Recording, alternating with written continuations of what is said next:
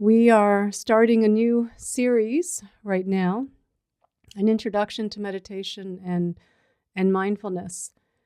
So this is the first class of 7 classes, and it's really going to take us from start to finish with really understanding why we're meditating, what's happening in our mind and our brain with our thoughts, really relating a lot of that thinking and kind of these impulses that we have, relating that to different survival systems in our brain, and really seeing how those systems are backfiring on us due to the amount of thinking that we're doing.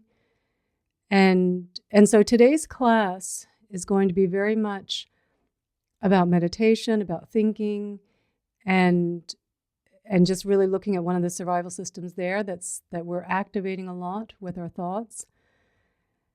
And then understanding how meditation works, what it's doing to our brain, what it's doing in what we're seeing in our mind when we're meditating, how we're benefiting through meditation. And then next week we'll do, or actually not next week, next Sunday, which is just coming up in a few days, because normally we meet on Sundays, but because it was New Year's Eve and I thought we should start this on, or New Year's Day, I thought we should start this on New Year's Day. So Sunday's class is going to be all about the mind wandering part of our brain and bringing mindfulness to that, to be more aware of what's happening in our mind there when we're off the cushion.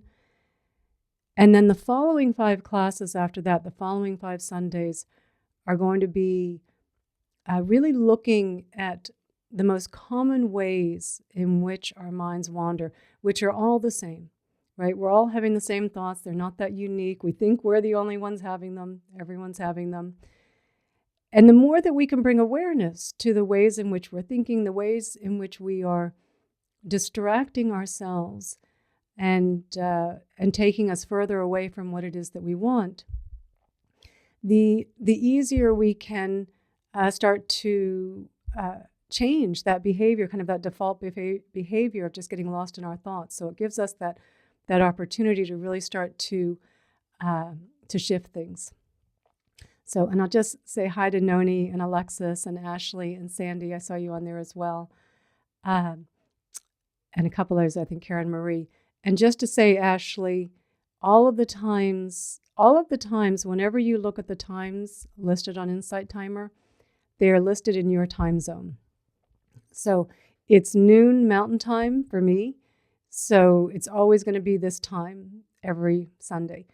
And I do record all of these classes and I put them up on my Insight Timer page. I probably have, I'd have to say well over 200 talks on there. So they'll all be up there, the recordings for you as well.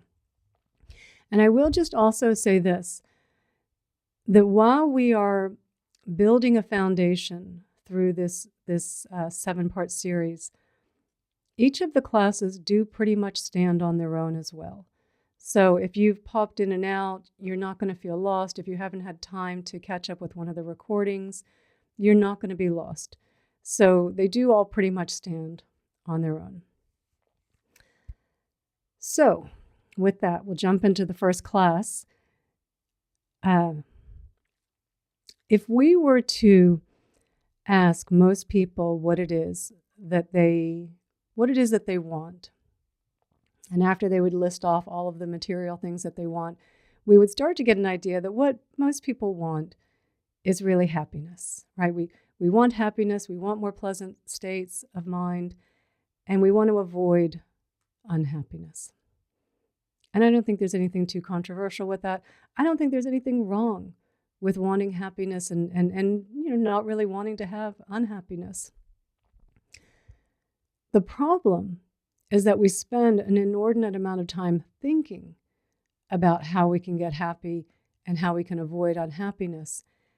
And the results are that it's making us very unhappy. And so we have these 2 main mind movements that I'm really talking about here. One where we are thinking about ourselves in the future. We're imagining how happy we're going to be when we when we get the praise, when we get the acknowledgement, when we get the new object, the car, when we get the latte, the chocolate cake, when we get the holiday, when we get to some other moment than where we are now. And so through all of this thinking about me being happy in the future, we end up being completely oblivious to the me that is right here and is feeling a lot of contraction, a lot of tension, because I believe in that moment that my happiness is somewhere other than where I am. And so there's a lot of tension, there's a lot of tightness in our current experience when we're imagining this. And all of this is happening for really a relatively fleeting moment of happiness. We get the object, we got the praise, we got the acknowledgement, we got the latte, and it was all good. But then it just kind of slips through our fingers, that happiness slips through, and we're on to the next thing. What next? What next? What next? So we're going to talk a lot in class 3 about this wanting mindset, and talk a lot about also one of the brain's survival systems that we are activating whenever we are lost in these thoughts that kind of together really create a lot of that tension and stress for us. So the other side of wanting happiness is, of course, pushing back on that which we think is going to bring us unhappiness. So thinking about that we don't want to receive the criticism, we don't want to receive the blame, we don't want the big bill, we don't want the discomfort, we don't want the interruption. And it's almost as though this system is it's coming into play because we're constantly in this movement of going forward, thinking our happiness is in the future, is in the next moment. And so anytime there's a delay, anytime there's something unpleasant, we're putting on the brakes then. So we've got the accelerator going and then the brake, because it's like, oh, no, this is delaying me. This is stopping me from getting to my happiness. And of course, what all of this is doing, this constant wanting to be somewhere other than where I am, thinking my happiness is over there, and then pushing back on all of the things, real or imagined, that we think are infringing on our happiness or creating unhappiness, that all of this is creating a good deal of unhappiness within us. And so if we were to think about what we really mean by happiness, I believe that really what it is that we're searching for, well, we do like the happy states, we like the excitement states, there's nothing wrong with those states, but I feel that what we're really looking for is that feeling of peace and contentment inside. That feeling that I'm okay, that I belong, that I'm safe, that this is what we're really spending all of this time trying to find. But the result of constantly thinking about our happiness and pushing away unhappiness in our mind makes us feel separate and disconnected and anxious and agitated and stressed. And all of this, not because we are in any physical danger whatsoever, but simply this habitual mind movement of always, just the endless desires, endlessly trying to fill up this empty hole inside of us, and constantly just pushing back, just constant pushing back. And this mind movement has been around, I would say it's probably been around 5,000 years, 6,000 years. And what I'm talking about is about beyond survival, the movement of what I want beyond survival and what I don't want beyond survival. And the reason I'm saying kind of 5,000 years is because the Buddha, of course, was almost 2,600 years ago, and he was very much describing this predicament. And in fact, he would use this great analogy for the endless desires of trying to quench our thirst with salt water. Like, it doesn't work. We find that we're just more thirsty. But we can also go back a little bit further to the Upanishads, the Vedic texts, what we would now call Hinduism, because they were also describing something similar. So this mind movement is not new, but I would say that it is greatly amplified and exaggerated by our modern lifestyles. Because, in today's modern world, where, technology is very good, and of course, we're using technology to be able to connect here right now. But the downside is that we're always connected. We're always available. We have access to so much information, like too much information. We could know what's happening in every part of the world at any given moment. And it's a lot of information for us to take in. Or if we think about the number of relationships that we have that our ancestors wouldn't have had, because just the sheer size of interactions that we have. Most of us kind of move a few times within our lives, picking up friends along the way. Through technology, again, being able to stay in contact with more people than we normally would be able to through social media. And then this constant trying to upkeep all of these relationships and overscheduling ourselves. So always trying to fit one more thing in, putting things back to back. This fear of I'm going to miss something else. So we're constantly constantly trying to squeeze more things in, really at the expense of our emotional well-being and happiness. And so we have this, we have this mind movement already, the wanting, the not wanting, the chasing, resisting. And then you add on top a modern lifestyle that just amplifies that. And then you put that on top of a brain that has been evolving for tens of thousands of years to keep us alive, not to make us happy, but to keep us alive. And so you add all of that on. And what you find is that we are getting burned out. We're becoming overwhelmed because we are constantly finding problems within our world. Our brain evolved to focus on what could go wrong, not what could go right. So this is what it's always doing. We have this detection system that's always looking for things that could go wrong. And when you have an inordinate amount of relationships, the complexities of our jobs, of our finances and the stock market, and just all the variables that we face with our modern lives, we are constantly finding problems. And so we can, just think of a scenario where it's the end of the day and we're sitting at home, we're sitting on your sofa, maybe you're having a glass of wine, you're having a cup of tea, and all day long you are telling yourself, I will be so happy when I get to the end of the day and I don't have anything left to do. So all day we're rushing from one thing to the next and putting this carrot out in front of us that I will be so happy when I can get to the end of the day and then I can just relax.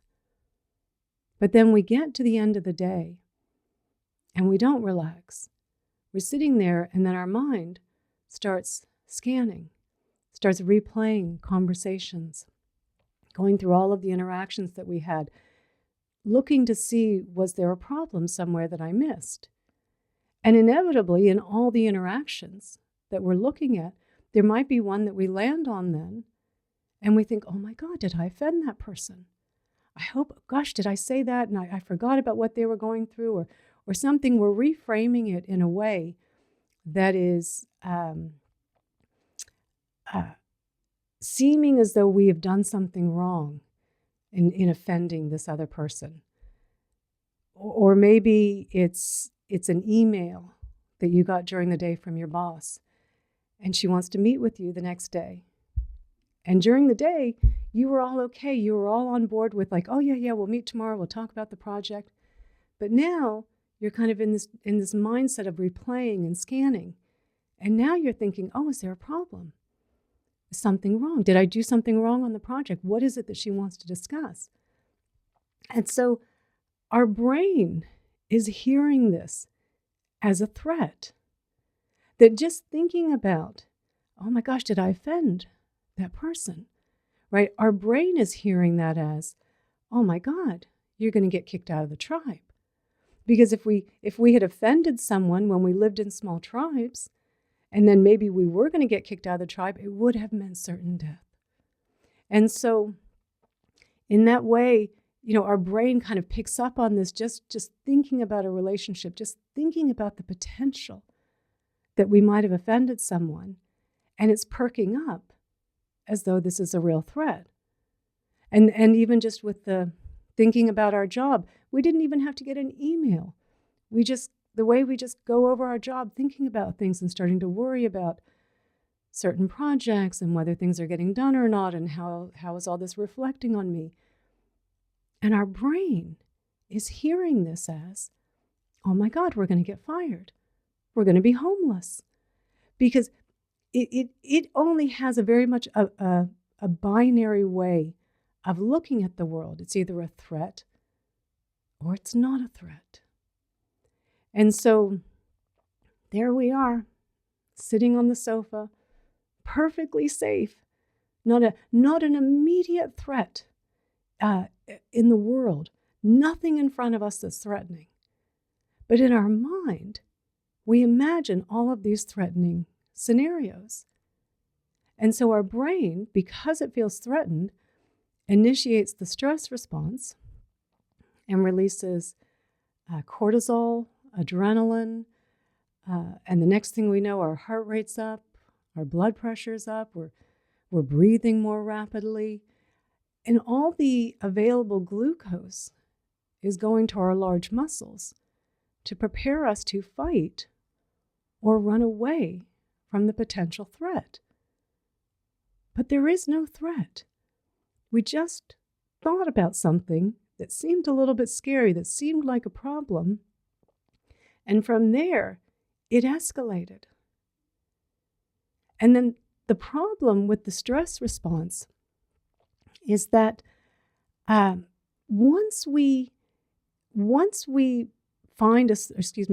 get stressed, and if the threat came from a thought, then it's very hard to put that thought down, because the stress response is meant to keep us laser focused on the threat.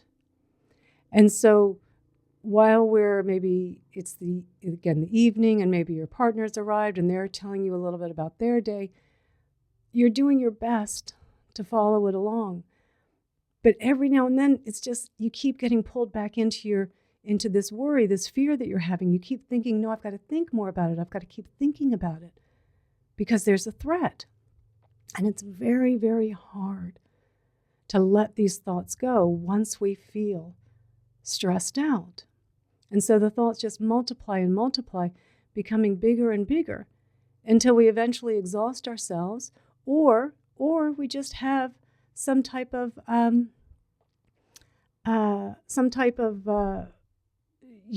outburst, right? Which is very often what happens, because so much of the time, we're just stacking stress throughout the day, and we're not regulating as well.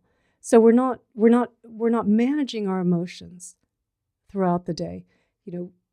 We're experiencing disappointment. We're a little bit rushed in one moment. Someone said something that was a little bit offensive. We got cut off on the freeway. All of these little stressors stack up. And then it doesn't take much. We come home and maybe we find the kids haven't done the dishes, or the house is a mess, or your partner says something, and then we just launch into them, because all day long we've felt like the wolves have just been nipping at our heels. But it's just that the stress has been accumulating, and we never had time to really let it move through us, right? We never regulated our emotions throughout the day. We just let it continue to build up. And then it was just like something threw a match on it, and we have this outburst. And so stress doesn't have to be a big outburst. It can just be this kind of low level, just, kind of something doesn't feel right? That kind of anxiety that we walk around with, it's just that little bit kind of in the background, just not feeling, something doesn't feel quite right. And so why this is so difficult for us is because stress was supposed to be an on-off system. You either got away from the threat, you either got away from the tiger, you got away from the snake, whatever it was, or you didn't. But one way or another, it was meant to be over. But for us, stress is chronic because it's created so often in our thoughts, and it just keeps going and going and going because one stressful thought becomes another stressful thought, becomes another stressful thought. There's no end. And with stress where it's meant to give us this kind of superhuman strength and energy to deal with the stress in that particular moment. So it's allocating a lot of resources to systems to really help us kind of deal with strength, deal with speed. It's downregulating, our brain is downregulating other systems in the body, like our immune system, our reproductive system, our digestive system. And then also key areas in our prefrontal cortex are no longer available to us when we're stressed. Areas that are responsible for rational thinking, complex problem solving, the ability to manage our emotions, to weigh up the consequences of our behavior. All of these things go out the door when we get stressed. So all of the executive functioning that we need when to deal with 21st century problems simply goes out the door whenever we get stressed. And I do think that we all know that this is true, that after we've had a stressful episode and we're able to settle down, like we know in that moment, like, oh my God, I was so believing my thoughts were real. I so thought I was being threatened. I mean, hopefully we didn't do anything to respond in that moment because we know we're not acting in our best self in that moment. We know we're not thinking clearly. We're not able to have a larger perspective. And so it's really, when we look back, we can see just how irrational we were. But when we were in it, it all felt so very, very real. And so there are real consequences, negative consequences to being in chronic stress. So, our health, obviously, because, again, our immune system, our digestive system, our reproductive system, constantly getting downregulated for long periods of time. I mean, we need these for long-term health. Cognitively, because this really is, again, when we keep downregulating the prefrontal cortex, it's doing damage to the neural connections there. And, we can see this with a lot of cognitive diseases these days, or a lot of, even we can talk about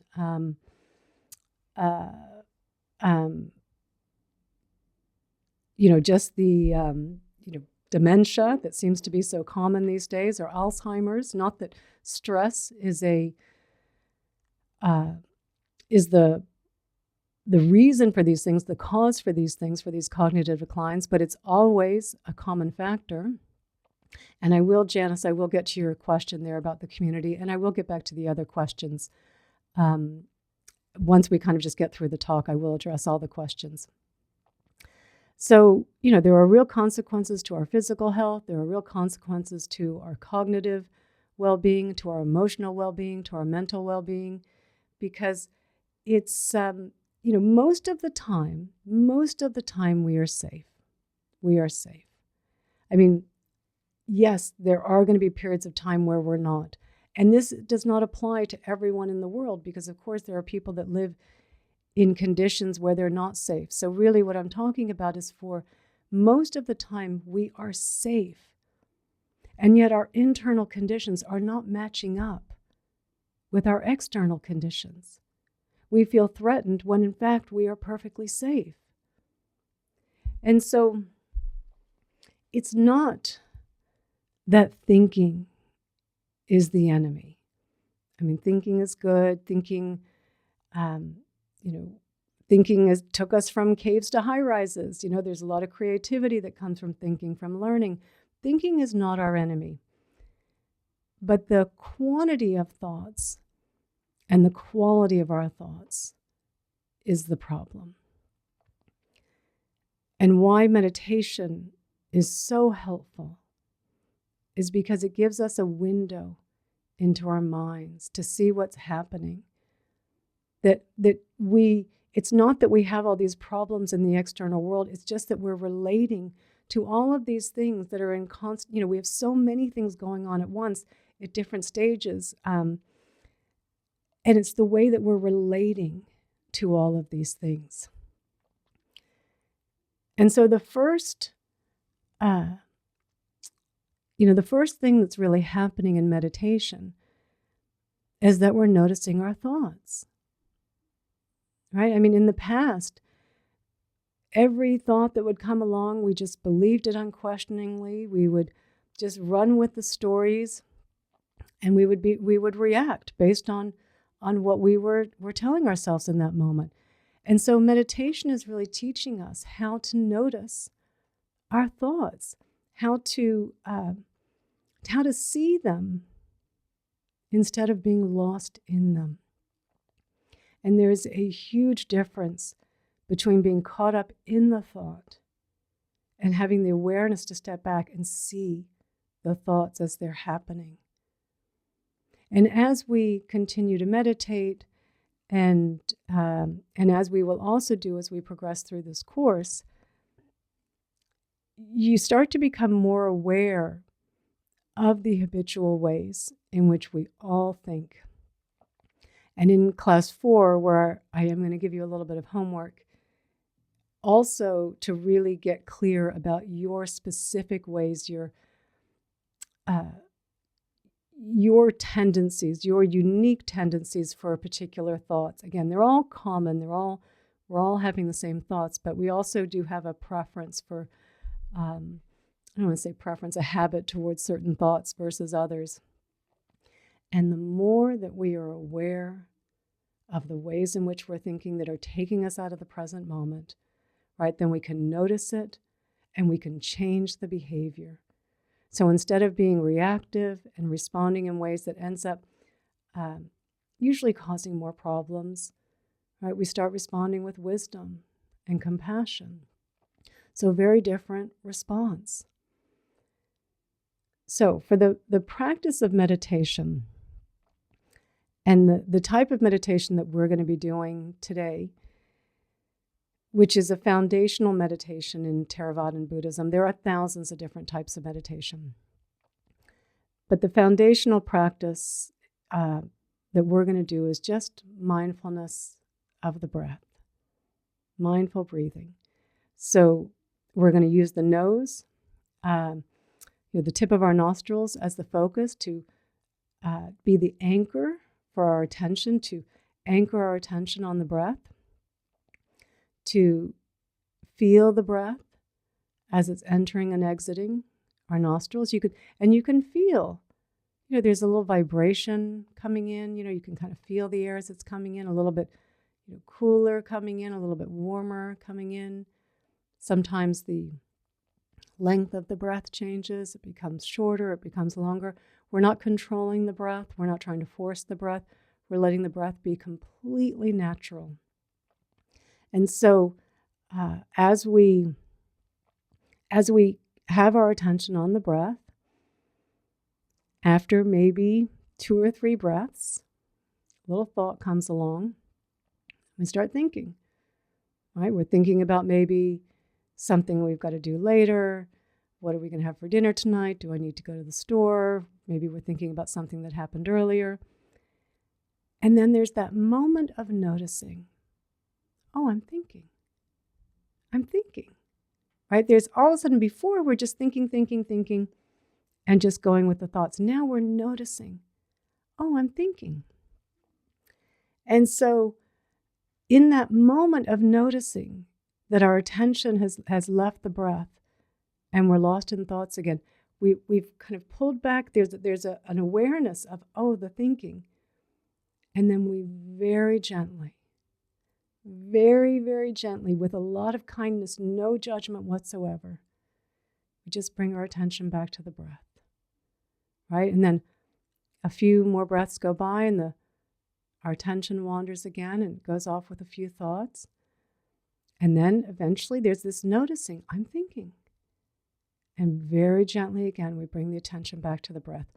We're not trying to force our attention. We're not trying to control our attention. It's almost like in that noticing, right? There's that, the noticing, and there's already a little release on the noticing, and almost just kind of falling back to the breath again. So one of the challenges when we start meditating is that we try and hold our attention on the breath, right? We think that the more effort I apply, the more that I strive, the better my meditation will be. But it is just the opposite. We're not trying to control or force anything. That's what we've been doing in all of our thinking. This is simply noticing thinking and then returning very gently, no judgment, just returning our attention back to the breath again and again and again. It doesn't matter how many times your attention wanders. Our job is solely to notice that, and then our attention returns back to the breath. Now, in the beginning of our actual meditation when we're sitting, our thoughts do seem to be at their most active. As maybe we're transitioning from something that we were just thinking about, and the mind's just kind of going back to wanting to think about that. So in the beginning, there tends to be a lot more thoughts. And so I want to give you an analogy to use to help you see how, again, you're not trying to make your mind settle down. You're not trying to force or control your mind to settle down. You're just giving it the space for it to settle down on its own. So if you think of, like, if you have a glass of water and you were to put some dirt in the water and you were to use a spoon and stir all that dirt up, you would see all the dirt swirling around the water. And if you wanted the dirt to settle at the bottom of the glass, you would simply stop stirring. That's what you would do. And so it's the same with our mind. As the thoughts are kind of swirling around, and we're not upset that we're having thoughts, because you're going to have thoughts in meditation. It is a misnomer that you're not going to have thoughts in meditation. But you notice the thoughts, and then you just return your attention very gently back to the breath. And even to the point where you could even see some of them swirling around, but you're not so engaged in them because you're recognizing it's not a problem. It's just the movement of the mind that's kind of carried over from what it was that I was just doing. And it's just going to take the mind a little bit of time to settle down. So the more relaxed that you are about it, the more at ease you are, instead of this frustration, oh, my mind's so busy, instead of being frustrated about it, and just notice when you get engaged in the thoughts, when your mind gets a little lost, and very gently, very kindly, just keep bringing your attention back to the breath. And typically what happens is, over time, the space between the thoughts becomes greater and greater. And what you notice is that it's very peaceful. It's very pleasant. That the feeling of being okay, the feeling like you belong, like you're connected, that you're safe, it was always here. All of this time, excuse me, all of this time, we have been chasing this feeling as though it's something outside of us, pushing back on everything unpleasant, as though if we could just do that, we could get to this feeling. But it was always here. The peace never left us. Our attention keeps leaving the peace. And that's what we start to see. We start to notice that it was always here. It was never out there. And we start to trust this more, because this is, in fact, what it is that we've been looking for. It was never separate from us. Simply our attention had left it. So over time, as we meditate, we start to trust the present moment more. We start to trust the safety and the peace that's here, and we trust less our thoughts, not because we've suppressed them, not because we've distracted ourselves from them, but because we've seen over time it's just the same thoughts, one after another. I want something, I don't want something, chasing, resisting. Just this constant churning of these same thoughts as though I'm going to get something out there. And we start to see, excuse me, I'm just getting over a cold. And we start to see and really know that the peace was always here. No matter the conditions, the peace is always here if I stop fighting back. And that even applies to those days, and we will all have them. We'll all have them when we just have a busy mind meditation. When that's just, for whatever conditions, there's been a lot going on. There's been a lot of busyness, a lot of stress, and maybe some appropriate stress, because we're going to still feel stress. We're still going to feel emotions. It's not about not feeling, and it's not about imagining through meditation we're always just going to be living in love and light, right? Because of course we're still going to feel things, and things are going to be happening.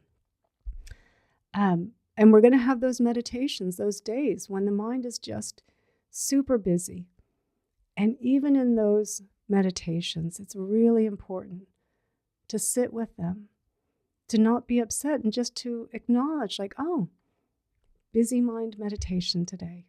Okay, all right, I don't have to fight it, because again, this tendency we have is to want to control, is to want to kind of force, this is the way the meditation, I can make the meditation happen. And this is what we try to do in the beginning of our meditation practice.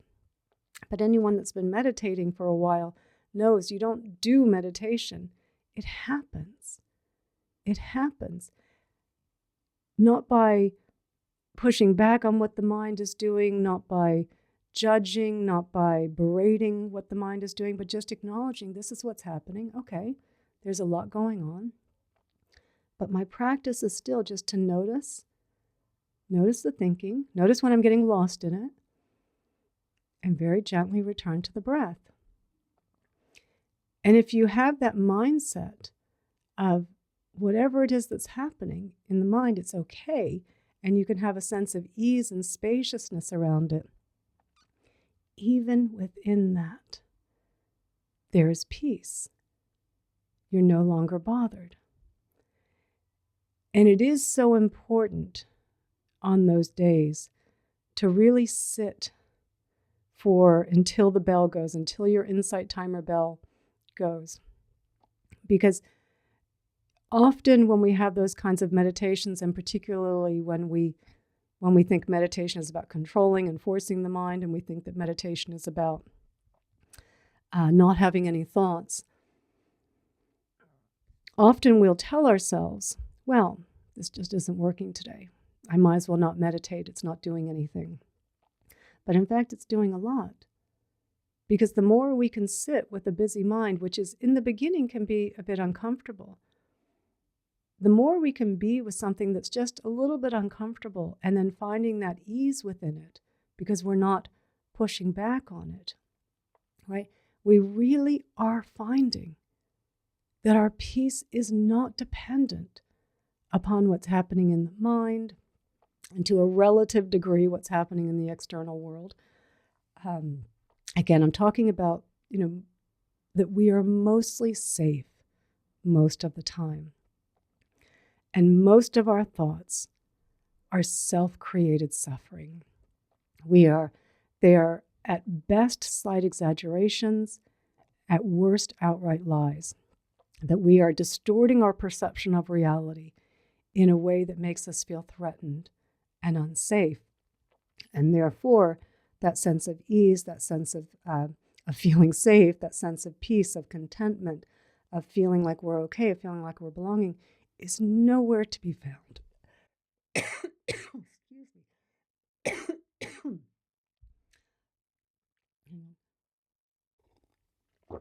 I was debating over the last few days whether I'd be able to do class or not. I'll see how long my voice holds out before the coughing becomes too much. So just to recap on the meditation, it's not about not having thoughts. It's not about trying to force or control the mind. It's simply noticing the thoughts and then just gently, very, very gently, releasing back, returning back to the breath again and again and again. And really just being okay with what's happening in the mind is what helps the mind settle, even if it's still a busy mind, relatively speaking. As you progress through the meditation, relatively speaking, you will feel more relaxed, you will feel more at ease. The mind will be less busy, relatively speaking. So this simple practice, it is such a simple practice of sitting, noticing, and returning to the breath, does have huge benefits to our brain. It is changing our brain. So it's strengthening cortical areas and key areas of our prefrontal cortex so that we can think more clearly, more rationally, that we're better able to pay attention, to be able to focus, so we're not constantly being distracted and being pulled into different things. Improving meta-awareness, where we're more aware of thinking, right? So as we're doing this, of course, we become better at noticing when we're thinking, better at being able to manage our emotions, better at being able to reduce our stress. It's improving in our insula, which, among other things, helps us to notice what's happening in the body, because so much of what's happening in fact, whatever it is you're thinking about, there is a corresponding feeling in the body. And it can be a little contraction, it can be a little tension, to a lot of contraction, a lot of tension. But there's always this little gripping as we're thinking about ourselves. Sorry, I want to clarify that. As we're thinking about ourselves, what I want, what I don't want. There's always this little bit of a contraction. And really, we're so disembodied because we walk around most of the time very wound up inside. And it feels like it's so normal because it is. I mean, it's how we feel most of the time. We don't really question it. So we also start to become more aware, more mindful of when we're getting a little out of regulation, right? When the stress is starting to build up, because we do have busy lives. I saw a comment earlier, you do have families. We have commitments. We have things that we need to do. We're not running off to go live in a monastery. So there are things that we need to do, but we have things, commitments in our lives.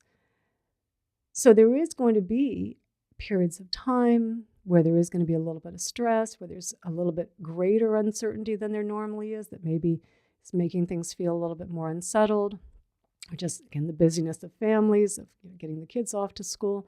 There's going to be periods where things speed up and you're having to rush a little bit. And that's okay, right? That's okay, because we want to live our lives.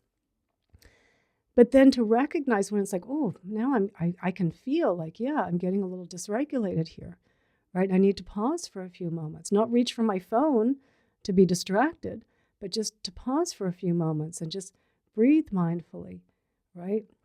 And just let our system kind of regulate back again. So we're really getting more in tune with that through the insula. And then just another, there's so many things that are happening in the brain, but another area of the brain that that increases in thickness, in cortical thickness, through meditation is the hippocampus, which is a part of the brain responsible for converting short-term memories into long-term memories, and also in memory retrieval. And with Alzheimer's, this is one of the first parts of the brain that shows damage. And so, meditation is really, and I'm not saying that, the hippocampus is the cause of Alzheimer's, or even that stress is, but stress is a factor in reducing, shrinking our hippocampus. So through meditation, because of course we're becoming less stressed, and then through regulating our system, our nervous system, being more balanced, so many of our systems that we need for the 21st century to manage our lives are performing better, measurably better. So it's helping our health, it's helping us cognitively, it's helping us mentally, it's helping us emotionally. It's helping us to match our internal conditions to our external conditions, because we are almost always safe, almost always. And if, Claire, in your question, if you're feeling anger in meditation, I would breathe a little more space into that, come into the feelings, right? And we're going to talk a little bit more on Sunday when we talk about mindfulness, and we're going to talk a little bit more about regulating more difficult emotions. But because you've brought this up, I will just give a quick touch to it. Because anger, we usually were lost in the story of anger. So if you're meditating and you're noticing you're angry and you keep going over the conversation or what you would say to this person or how wrong it was, or however you're feeding the anger through the story, because that's what we're doing. It's just, from there I would drop from the nose and I would just drop into feeling it in the body. And breathe and feel it in the body. Because anger has a real tightness, a real tension in the body.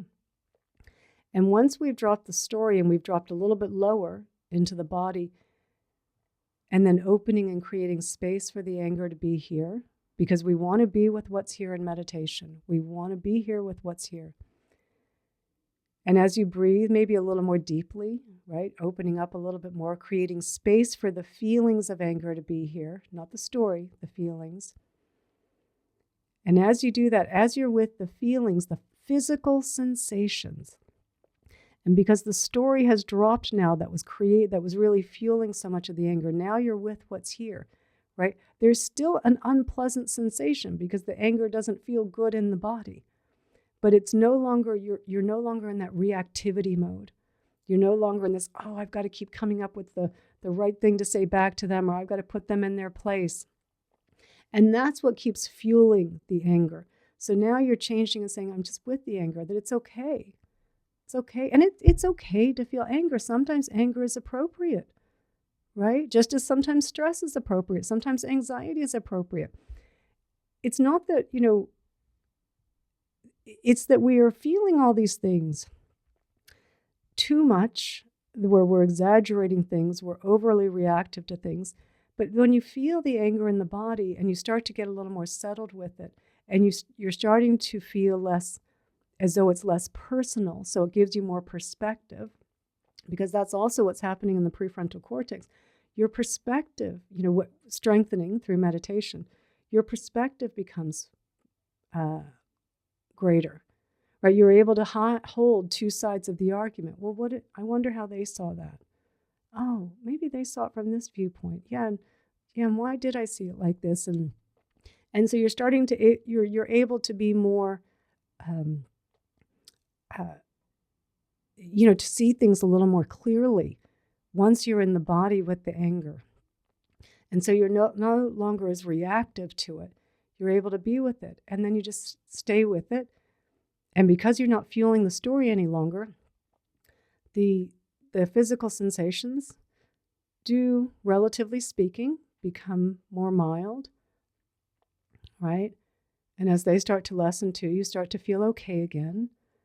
And yeah, maybe there was a difficult conversation, maybe there was an argument with someone, but you're no longer in this I was threatened mode. It's like, yeah, that was inappropriate what they said to me.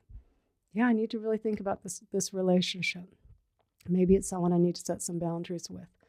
Or maybe it's someone I do need to just have a conversation with. But now that I'm settled down, not from this place of reactivity, because I'm going to just put them on the defensive and they're going to be defensive and it's just going to keep escalating, and we see how that goes. So we're really, we're trying to be with what's here, to feel what's here, to come more into the body, to notice what's here, because it's the stories that are distorting our perspective of reality, making us feel threatened when in fact we weren't really threatened at all. I'm not denying that someone might have done something that was inappropriate or that was not thoughtful or something along those lines, but we exaggerate it to this degree that our brain hears it and thinks that we're about to be killed. And then we're in this heightened state where we can't think clearly. We feel we've got to react right away. And so very, very often, there's misunderstandings. We're misinterpreting things because we might already be starting from a place where we're already feeling a little bit stressed. Or just for whatever reason, there was a misunderstanding. And we're not very forgiving in those situations. We're not able to see anyone else's perspective but ours. And I would suggest, and to look for yourself to see if this is true or not, I would suggest that the perspective that we hold in that moment is wildly exaggerated about how we were affected. Wildly exaggerated. I'm not suggesting that meditation should turn us into doormats, that we let people walk all over us. In fact, I find that people do that all too often because they're afraid to speak up and say something. There's too much fear around it. And I think it gives us the courage to be able to speak up and say, no, what I need matters here as well. So being with the anger, really feeling it in the body. And Terry, so you're saying, should we walk away and not say hurtful things, even if they are true when angry? Then should we walk away? I would always suggest, if we're in the heat of the moment, unless you can really, and this is where mindfulness is going to come more in next week, or Sunday, where if you can come into your body in the middle of the conversation and you're feeling it, and this takes some practice. So in the beginning, you might be better off walking away and just saying like, hey, I just feel like, we both need to calm down maybe a bit and let's regroup later on. Walk away might be your best angle. But in that moment, sometimes there's a situation where you just can't. There is going to be no regrouping later. And so just as best you can to stay in the body, to feel what's here, to really keep the bigger perspective. Like, again, when we feel anger, we so want to hurt the other person, whether it's putting them down or we get so attached to our views and opinions. I need to be right? We're so tightening onto everything, holding onto everything. And the more that we can breathe and kind of feel that sense of, I'm okay.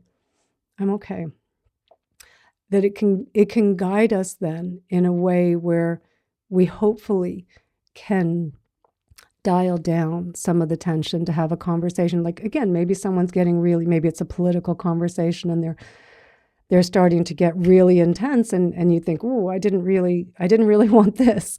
And you can see where it's going. And just breathing mindfully, right? You can even just say, hey, I feel like this conversation's getting a little intense. I feel like we're getting off track here because I think, we're starting to, it's starting to become personal, and it shouldn't be as we're having these types of conversations. So the more that what's so important about this practice, meditation and mindfulness, is while we're quieting down, the feeling of being threatened, the stress, the anger, the hurt, what's arising in its place is the wisdom and compassion, right? To be able to think how we can manage the situation. And it may be then after we walk away and we kind of feel we've settled things, but we think, well, I don't really want to engage with that person, or I don't want to talk about politics with them anymore, or whatever it is. You can say like, yeah, I'm probably not going to engage in those types of conversations, but I'm not going to keep dwelling on it because it happened. It was uncomfortable. I stated what it was that I needed. I stated that I felt we were getting off track, and that's not what I want in this relationship. And now it's over. But typically what happens is that we walk away from a conversation, and then we just keep replaying it over and over and over again in our heads. And we just cannot put it down. Because remember, stress is meant to keep us laser focused on the threat. And so 3 hours later, we're still thinking about it. It's like the person isn't even here. And yet in our mind, we keep saying, I'm not going to see that person anymore. And yet we've let them live in our heads for the last 3 hours. And so the more that we can just come in and feel, and to help us come more into the body, being with the unpleasant feelings, not pushing back on them. We are never pushing back on. This is not a pushing back practice. It's opening. It's noticing and opening to what's here and feeling what's here. Okay.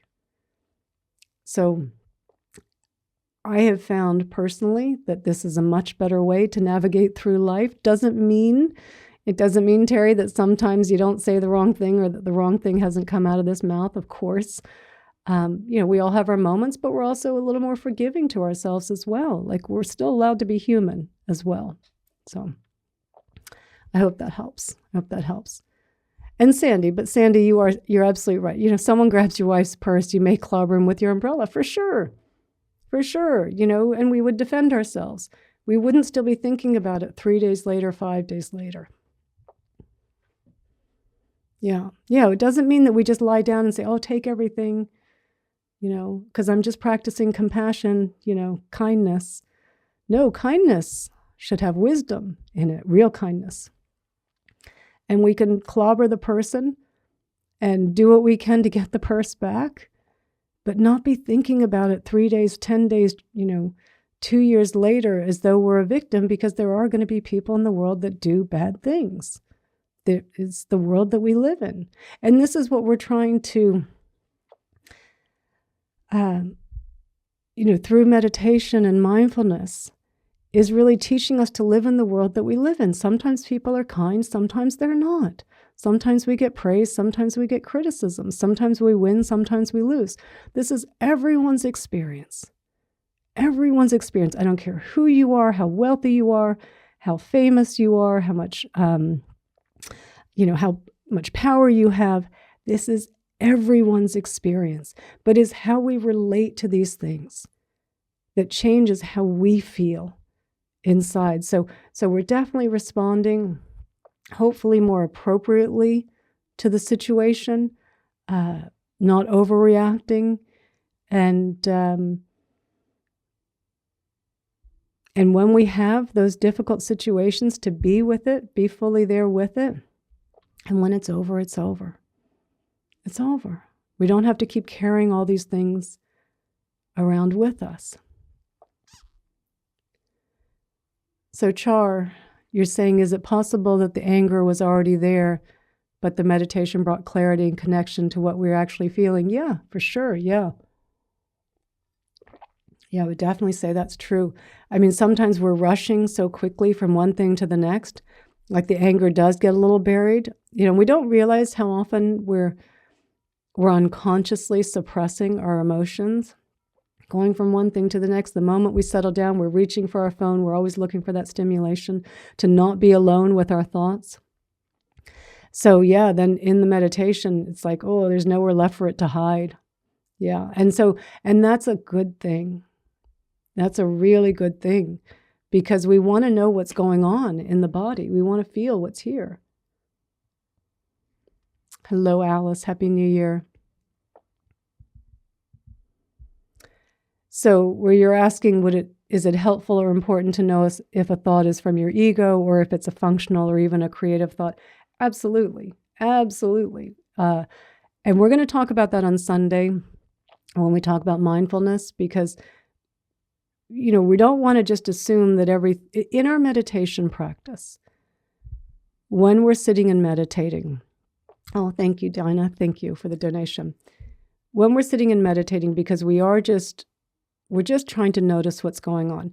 Now, again, to your situation, Claire, when the anger came up. So if something's coming up, even sadness, regret, and it's something there's a little more intensity, right, than just kind of, what am I going to have for lunch later? What do I have to do later? There's a little bit more intensity to it. Just drop into the body and feel. Just drop into the body and feel what's here. Be with what's here. And in the meditation, though, I would just say, just to try until you feel a little more settled and relaxed, like, okay, it's here, but I can be here with it.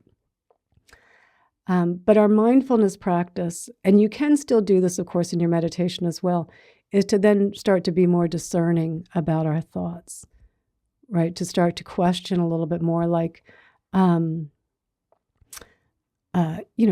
where did this thought come from? How am I, what is it that I'm believing here that maybe isn't true?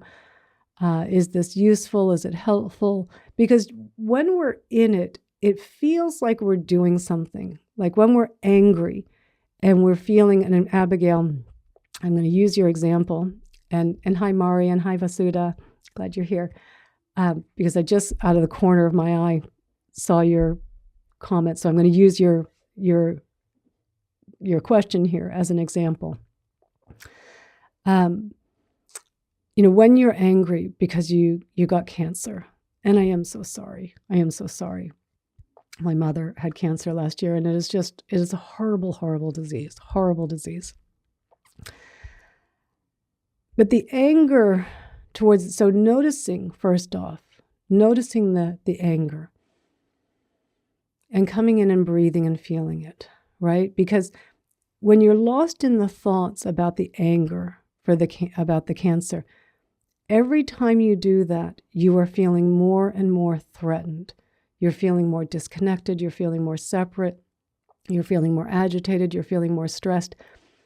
You've taken what is, a painful situation and layered on a story on top, which is creating suffering.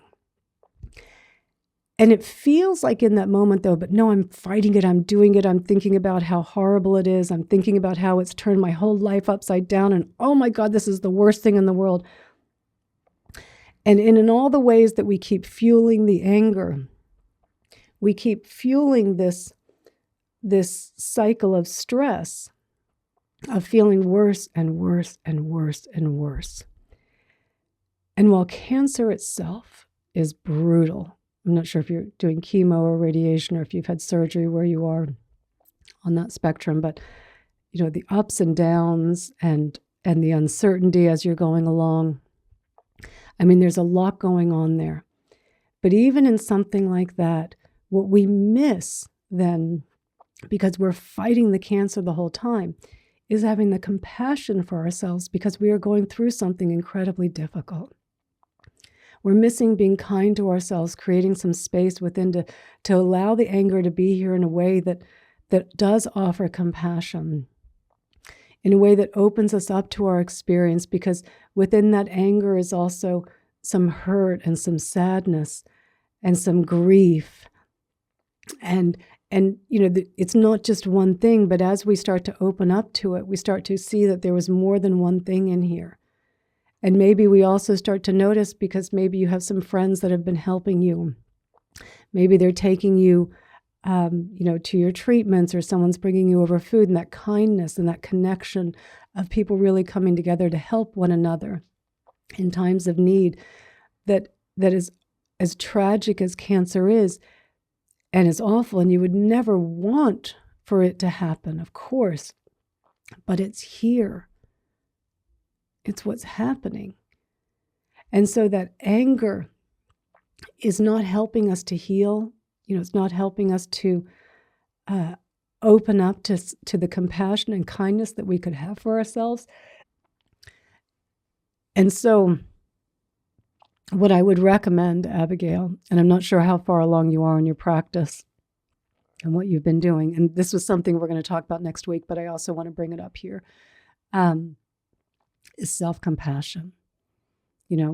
Pet yourself and just, oh, sweetheart, this is really tough. This is really tough. And just notice how that language, we're not denying what's happening, but being kind. Even if you further up you go in the petting, the more intimate it feels, the more safe. It's like if you were seeing a little child and you'd be like, oh, sweetheart, this is really tough. This really hurts. This is scary, right? And so in fact, let's just go there. Look at the support, right? And notice how that feels in your heart. Notice how that feels. Like, we look at things in such a binary way, right? It's good, bad, happiness, unhappiness, gain, loss, pleasure, pain, healthy, sick. That so much of this mindset is just everything's very binary. This is good or this is bad. And yet, the more that we sit with what's here, the more that we actually come in and feel, and we bring self-compassion. And like Char was saying, loving kindness. The more we open up to realize that even in tragedies, in sickness, in coughs, this might be a little tricky to finish the class here. What we find is there's a lot more going on. A lot more going on. And so, being with what's here. The anger is your clue that something's going on and you're pushing back. And anger is a form of pushing back. It shouldn't be happening. Now, that doesn't mean that we don't do things, that you don't do the chemo, that you don't do the radiation, that you don't go to your doctors. It doesn't mean that we're not doing things, or maybe you're out protesting, thinking about something else. It doesn't mean that our anger means we do nothing. We do what we can do. But we open up to what it is that's happening. We stop pushing back on it, because if it's what's happening, if that's what's happening, and we just keep trying to cover over it with anger, we never come in and experience it. And while your body is healing,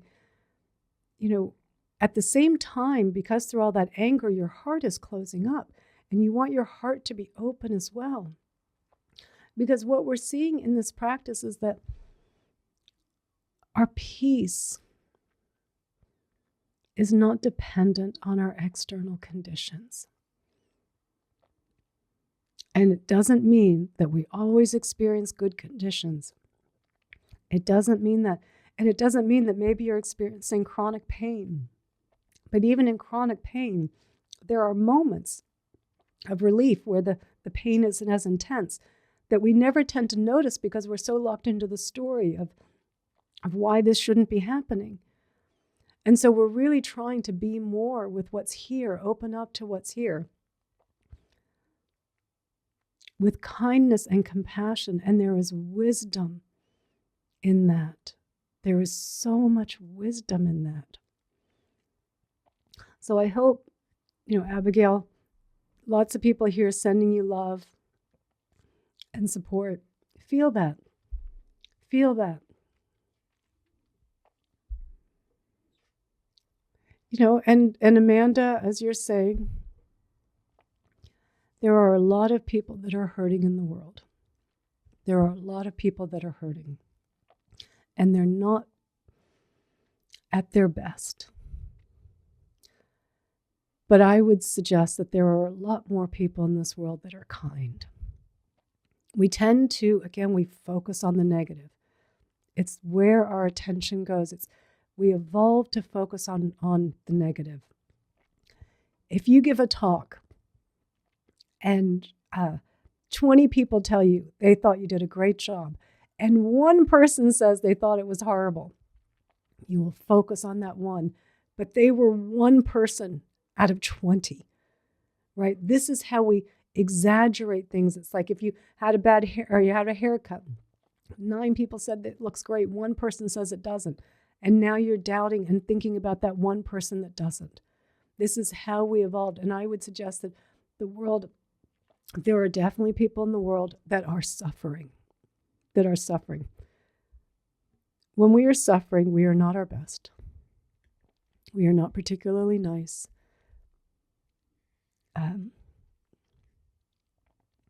We can do some pretty horrible things in those conditions. Fear can really motivate us to do some pretty horrible things. And I'm not saying we would roll over for those people and let them do horrible things for us. I'm not saying that I would want to go and spend time with those people. But I wouldn't want to frame the world as being a place that you don't want to be a part of, because you are in this world, Amanda. We're all here. And there are a lot of wonderful, kind, loving, compassionate people in this world. Don't let the ones that are doing this, that are suffering so much and causing pain to others, don't let them cause any further pain to you. I'm not saying you can't do something, right? I'm not saying that you can't do something. But notice what it's doing to your heart. Notice what it's doing to your heart. Oh, and so you've got to go. You've got 2 businesses you're taking to court because they don't follow consumer law. And now you have to go to small claims court. Okay, you're doing something good. Continue with what you're doing in the external. Take care of the internal as well. Take care of your heart as well. Because going through the courts is frustrating. There's going to be ups and downs and just a lot of challenges.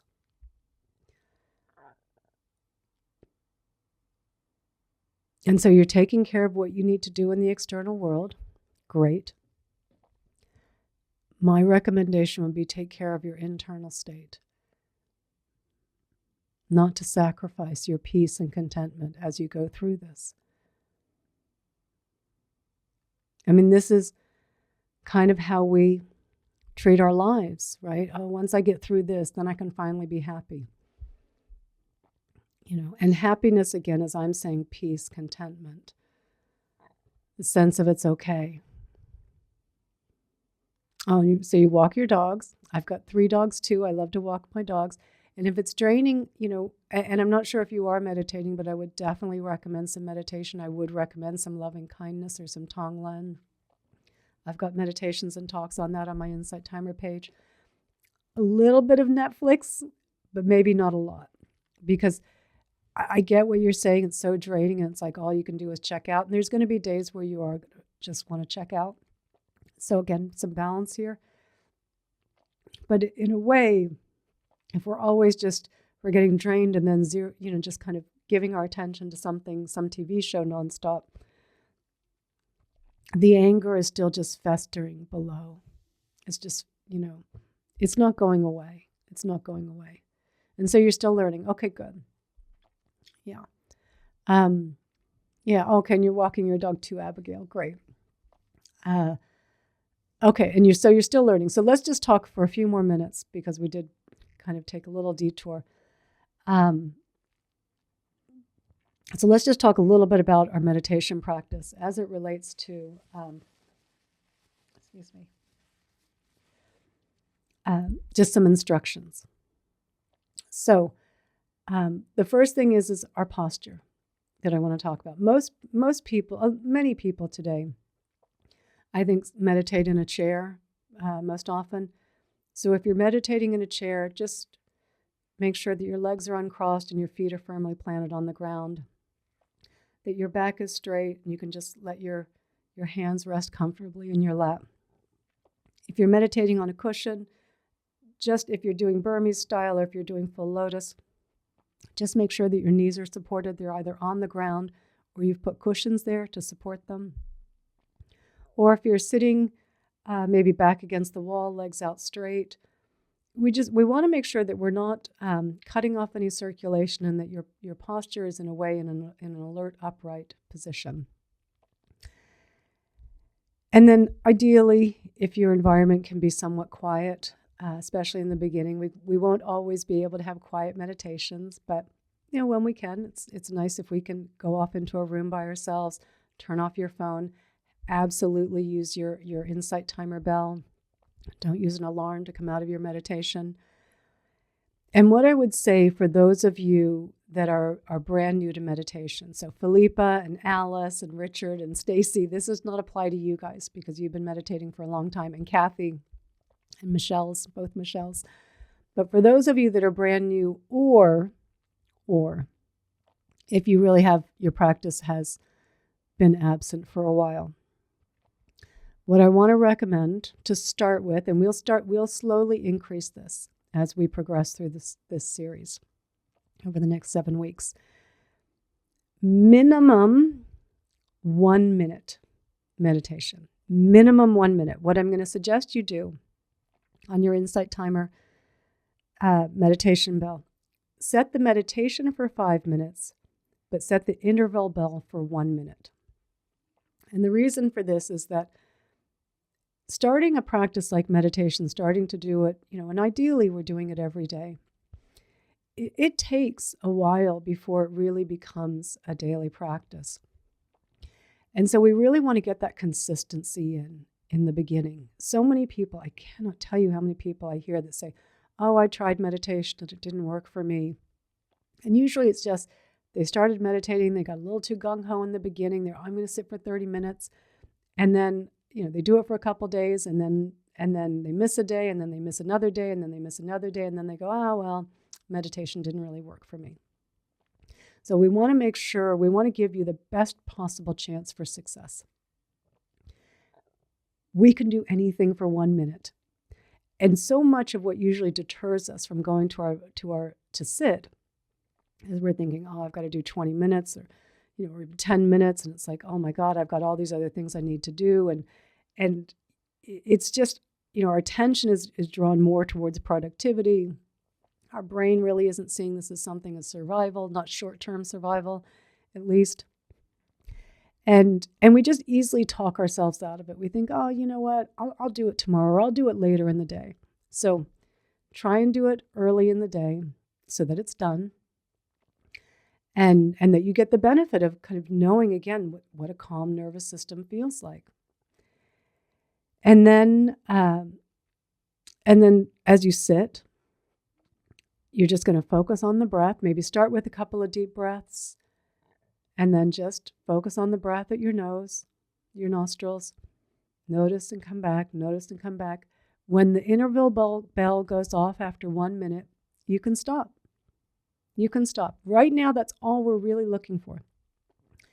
If you feel like you'd like to sit a couple minutes longer, and only up to 5 minutes, because again, we want to make sure we get this consistency of practice down first. If you want to sit longer, you can, up to 5 minutes. And typically, you will, because the hardest part of meditation is getting yourself to sit in the first place and just to get past that first minute. That is the hardest part. And we eliminate that difficulty by giving ourselves a complete out. 1 minute, no problem. If you want to get up after 1 minute, no problem. As you do get up out of the meditation, Don't jump up, don't leap up. Like, try to keep a little bit of the continuity of the meditation going. And just in the morning, that's all I'm going to ask you to start with right now. So if you're brand new to meditation, if you've had a gap of several weeks in your meditation and you're using this class as a way to kind of get back to your practice, then this is for you as well. For all of you that I know that have been on here a long time and meditating a long time, that does not apply to you. Just stick with your meditation practice as usual.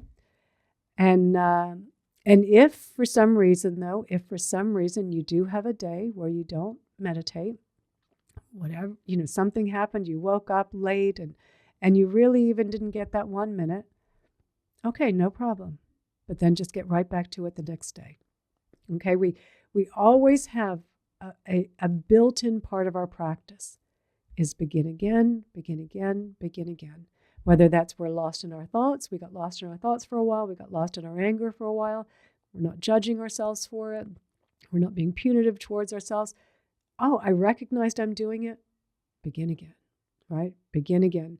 And with our meditation practice, if it does fall off, just begin again, begin again, begin again.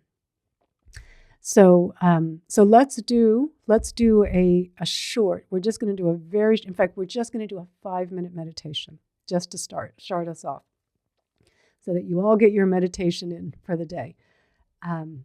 So just thanks, Patricia. Thanks. So let's just make sure we're in a comfortable position. Close your eyes. And we'll take a few deep breaths in and out through the nose. And just going at your own pace.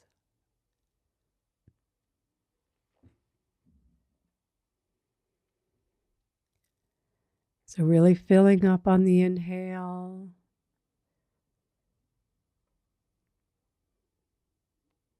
Feel that sense of release on the exhale.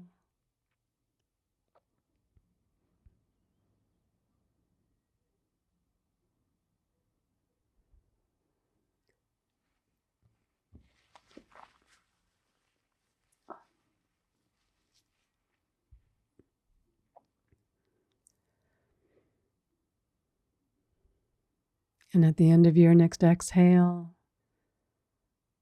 just let your breath be natural.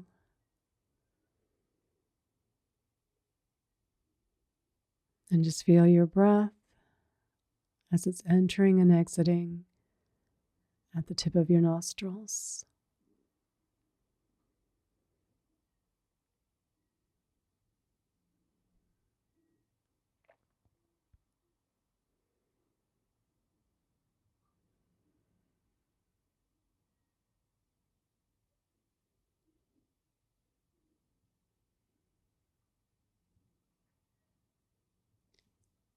When you notice your attention has wandered, very gently, very softly,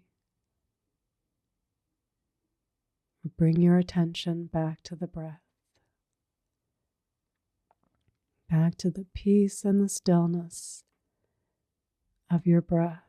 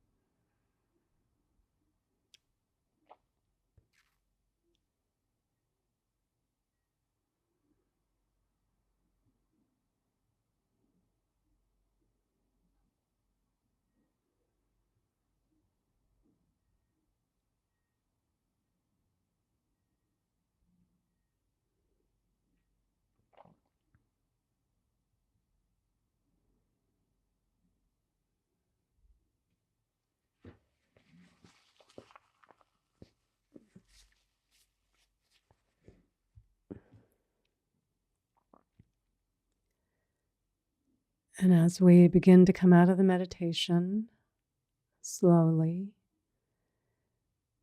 with a big inhale, take your arms up over your head, with a big stretch at the top. And as you exhale, gently lower your arms and slowly open your eyes. Okay. So 5 minutes isn't a lot of time.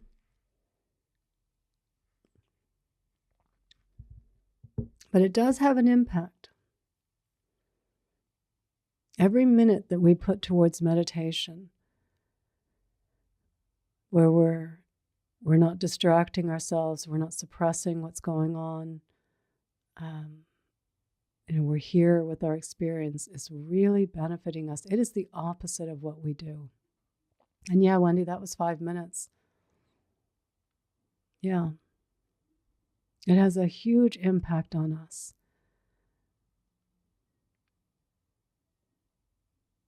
So, what I'm going to suggest, so again,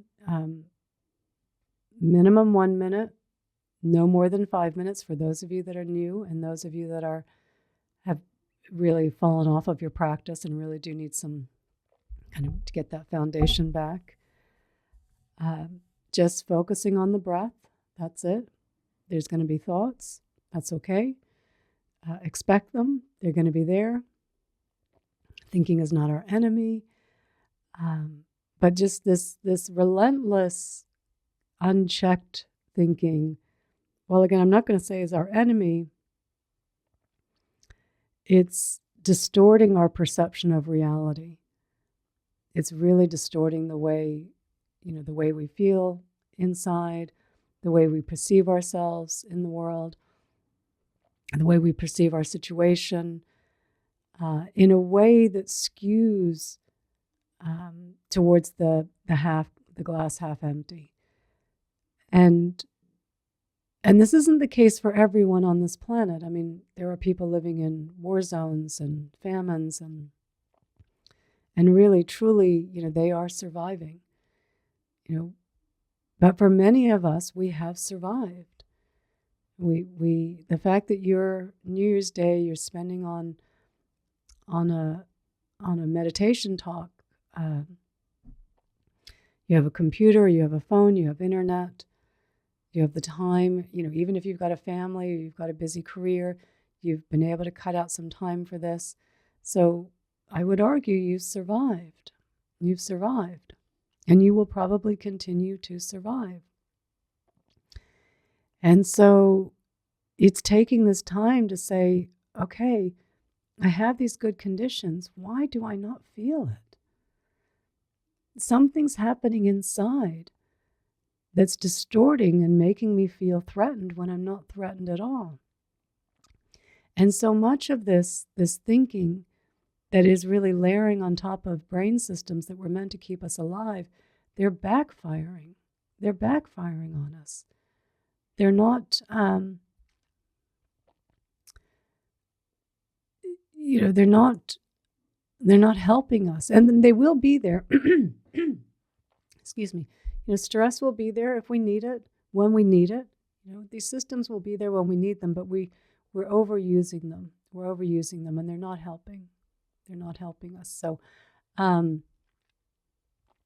Terry, for new for beginners, yes, you can do guided meditations. Generally, I would say, why don't we just start while we're doing this course, Terry? Because we're going to bring in some mantras in 2 weeks or in 10 days. We're going to start bringing in some mantras to really show us the ways in which our minds are wandering the most commonly. So we're going to use the mantras. They're English-based mantras as a way to help us also get more familiar with what's happening in our minds.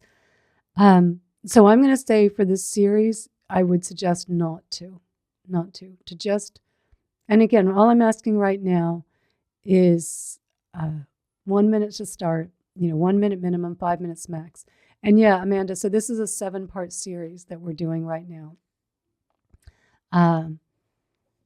And so we'll keep, so Terry, I'll keep increasing the amounts slowly as we go. The 1 minute is always going to be our backstop, always going to be our backstop. And in the beginning, and again, I'm going to say just 5 minutes. Just don't do more than 5 minutes to start. So, yeah, in fact, Terry, you are right about that. Time does seem to be faster when meditating in a group. Do you know why that is? And you know why that is? Because it was like that in the morning class that I did here. And it always is when we're in a group. We do tend to settle more easily in a group meditation. So group meditations are very helpful in the beginning as well. And time is very much related to the sense of me. And so when we're meditating and we're focusing our attention on the breath, and we haven't set up this big time ahead of us, so we've kind of taken out some of the things that the little me would get freaked out about, the sense of me is much less. And that's why it seems timeless. So Vasudha, the themes across the sessions are, so today was, of course, the basics of meditation, and then just thinking as it relates to the stress response. Sunday's class is going to be about the mind wandering part of our brain, which, and again, mind wandering is not bad. Mind wandering is helpful. None of these things are bad in and of themselves. It's just that we're overtaxing them. So mind wandering and mindfulness is what we're going to talk about on Sunday, and talk about how to practice mindfulness. So different ways that we can come in and feel our emotions and be more discerning about our thoughts and help us to regulate our stress even just throughout the day. And then the following Sunday, and all these classes are already up on Insight on my teacher's page. The lives are already set up. The following Sunday is all about the chasing mind. So we talked a little bit about that chasing mind, but we're going to really understand what it is we're trying to get when we're chasing happiness, and how that is activating the motivation reward pathway, and really, again, just backfiring on us. And yes, these will all be on Insight. All the recordings will be up Wendy. I will try and edit out some of the coughing. Then the following class after that, Vasudha, is going to be about resisting. So again, that we talked about it today with stress, but I wanted to talk about it just to give more of an emphasis to the ways in which we push back on things in our thoughts.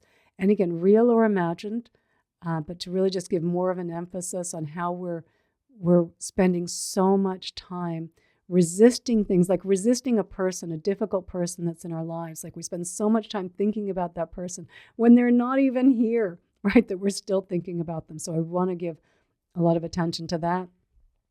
From there we go to comparing, because comparing is something that, comparing is not bad. It's something, there's a usefulness to comparing. It's gotten out of control. Judging, not bad in and of itself. It's gotten out of control.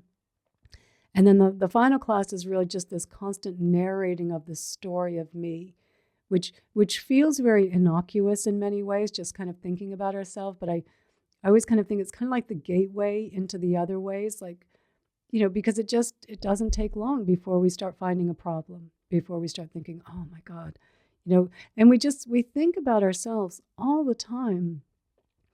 I use this analogy often. It's like we put this VR headset on and we're watching this little image of me. What am I doing? What am I pushing back on? Who am I arguing with? How am I planning my day? How am I getting over there? And we're more interested in that than the reality of me that's right here. And the reality of me that's here is suffering by everything that's happening in this little VR headset. And while thinking about ourselves can be helpful, and planning and reflecting, there's nothing wrong with those things in and of themselves. There's some usefulness there. It's just we spend an inordinate amount of time thinking about ourselves, and it does not bring us happiness. It does not bring us happiness. Oh, good. I'm glad this is bringing a helpful perspective for what you're fretting about. Yeah. Yeah, because, so much we're fretting about things that are never going to happen, right? And if they did happen, we would handle them far better than we think we will. So it's really, we're trying to just get out of this default habit of just the fretting, the worrying, the chasing, the resisting, the comparing, the judging. These mind states where we're just, we kind of feel like we're a little frightened squirrel. And that's just not the conditions that many of us, not all of us, but just not the conditions that so many of us live in. And we should match up. Our internal state should match up with our external state. Yeah, I mean, Abigail, that you're acknowledging, the anxiety over things that never happen. Like, we all did it, it's so no beating yourself up, right? Now, you're starting something new, and we're starting to look at these things to see how it's not helping us. And again, what we do through meditation and mindfulness is not suppressing emotions. It's not distracting ourselves. We're not trying to say, oh, I shouldn't think that. But what we're just coming in is to feel what's here. Feel the anxiety, right? When there's anxiety, feel it. Be with it in the body, not the story. The story is what's distorting it. The story is what's distorting it. Now, I know when I started the talk, there were a lot of questions. And I can't get back there because we've had all these other ones. Sorry. So always when I start these out, I do try as best I can to just stick to the Dharma talk to start, which is usually not as long as today's was. There was a lot of information to get out today. Every now and then I try not to look too much in the comment section because it'll distract me from the talk. But just generally, that's how I'll kind of give the talk, we'll do the meditation, and then we'll go into Q&A. But, we'll kind of be a little flexible on that, of course, because sometimes something comes up that really is just like, oh, I'm right there talking about it. So, and I can't remember who had it in about the anger, but it was like, well, I'm right there. So let me bring that up right now. So, yes, and I will, Philippa, I will also post the reflection questions we have a group chat on my teacher's page, and I think it's just called Sangha. And so I always, after a few days, I'll post some reflection questions as well, just if you want to think a little bit more deeply on the topic. Okay, so do we have does everyone feel good? Are we pretty clear about 1 minute minimum, no more than 5 minutes? Just focusing your attention on the breath at the tip of your nostrils. That's as far as we want to go. And oh, good, Paul. I'm glad it was a good start. And we'll keep building on this and keep peering into our minds and seeing what's going on in a way that really does ease our nervous system, opens our hearts, like really, it just changes. It changes. In fact, someone had said, oh, Judy, thank you. Is this Judy from Massachusetts? I think, is this Judy from Massachusetts? It is. Good to see you again, Judy. Oh, thank you, Kim. Thank you. And I just want to see someone made a comment, and I didn't say anything about it, though. Someone's been meditating 25 years today, or 20 years today. Here it is. Sorry, Chris. You've been practicing meditation for 20 years today. It was magical. Okay, great. So, it really, I can say honestly for myself, it changed my life. I really think of my life pre-meditation and post-meditation. It was, before I meditated, just living in my head, constantly stressed, constantly worried, constantly feeling badly about myself, feeling down about myself, and believing it was so true. And it's not that you don't have these thoughts anymore. It's not, they're very far and few between, but your response is different. It might be self-compassion sometimes. It might just be coming in and feeling and being with what's here, right? But it's that we change our habitual response to it, to what's happening. And And what we find that really the peace that we have been seeking our whole lives, that contentment, that feeling of ease, it was always right here. It was always here. It never left us. Our attention left the peace. Our attention left the peace. Thank you, Wendy. Thank you for the donation. Oh, Moj, and I'm so glad. So glad. And thank you, Philippa. Oh, and I'm glad, Michael, that seems to coincide. No, in fact, Abigail, that's what I was saying. The anger, when you mentioned that, I was like, oh, that's right here. I do want to kind of talk about it. So no, that was great. So sometimes I will. Sometimes I'll catch something and think, oh yeah, you know what? That's really, that's going to be a little helpful or something. Maybe I didn't emphasize as much. So yeah, and DR or doctor. So, well, I'm going to post the recordings on my teacher page. So I'll just say it'll all be on my teacher's page. It'll probably take me, I probably am not even going to put it up until next week because I've got Sunday's class to prepare. Oh, and Char, I just want to, where you're saying so much of our lives is fostering connections with others, and you found meditation as a way for you to calm and truly connect to your inner world, thoughts and feelings. So much in modern day is fostering disconnection. Absolutely. Yeah. And we do want to be able to connect with others. This isn't about going off and being, isolating. I mean, I do, as I say that, because I do spend a lot of time on my own. But when I am engaging with others too, like you're there, like you're fully there.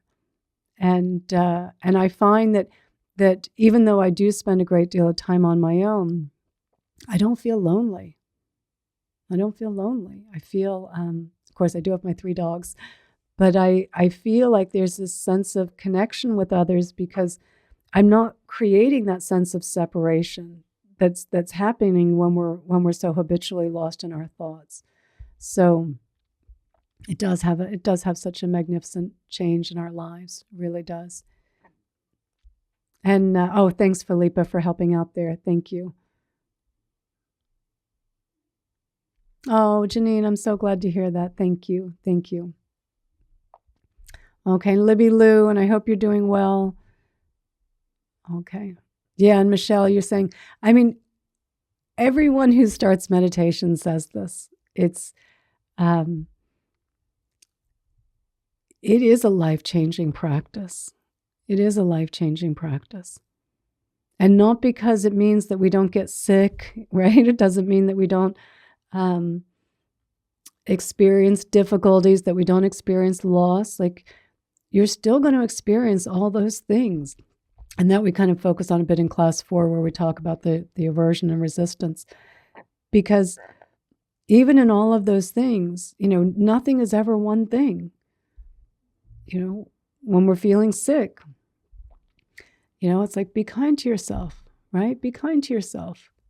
If you're, you had a tough day, if you put your foot in your mouth, be kind to yourself, right? Because we all do it, right? It happens. It's just, we really do. We're more aware of what's happening, and our response is more appropriate. And when we've put our foot in our mouths and we've said something and we need to go and apologize or we need to fix it, like, yeah, we go and do it.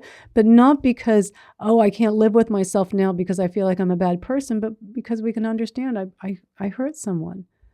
And that wasn't my intention, but we're all human. We're all human. Your Moodle is enjoying the talk. I'm so glad, Amanda. I'm so glad. Yeah. Yeah. And thank you for the Tonglen for my cough. Oh, thank you, Michelle. Thank you. And wonderful to see you all. So we know our meditation, we know what we're going to be doing, and then we're going to meet again on Sunday at the same time. So we're meeting at the same time, and we will continue on with our series. So thank you all for the donations. Thank you so much for that. Thank you all for the great comments, for the great questions, for your kind words. Thank you all. Thank you, Char. Thank you so much. Wonderful ending, Char. May we all know peace and connection in our day. Yeah.